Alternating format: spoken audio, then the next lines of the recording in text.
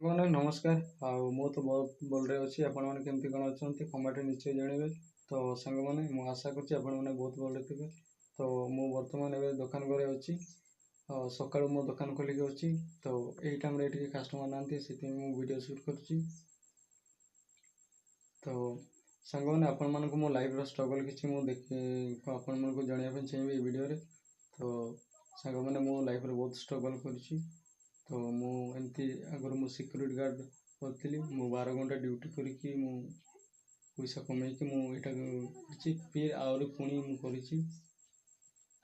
ସାଙ୍ଗମାନେ ମୁଁ ବର୍ତ୍ତମାନ ଘରକୁ ପଳେଇ ଆସିଛି। ଏବେ ଭାତ ଖାଇକି ଆଉଥରେ ମୁଁ ଦୋକାନ ଘରକୁ ଯିବି। ତ ସାଙ୍ଗମାନେ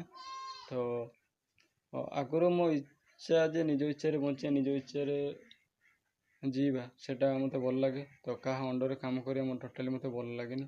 ତ ସେ ଅନୁସାରେ ମୁଁ ନିଜ କନଫିଡେନ୍ସରେ କିଛି ମୁଁ କରିଛି, ନିଜ କିଛି ଲାଇଫ୍ରେ କିଛି କରିବା ପାଇଁ ଚାହୁଁଥିଲି, କିଛି କରିଛି। ତ ଆଗକୁ ଆଶା ଆହୁରି କିଛି ବଢ଼େଇବା ପାଇଁ। ତ ଧୀରେ ଧୀରେ ମୁଁ ଆଗକୁ ବଢ଼େଇବା ପାଇଁ ଚେଷ୍ଟା କରୁଛି। ତ ଭାବିଛି। ତ ସାଙ୍ଗମାନେ ଆପଣମାନଙ୍କୁ ଏଇ ଭିଡ଼ିଓ କେମିତି କ'ଣ ଲାଗିଲା ନିଶ୍ଚୟ କମେଣ୍ଟ ଜଣାଇବେ। ତ ମୁଁ ଏତିକି କହି ମୁଁ ରଖୁଛି, ଭିଡ଼ିଓ ମୁଁ ଶେଷ କରୁଛି। ନମସ୍କାର, ଜୟ ଜଗନ୍ନାଥ।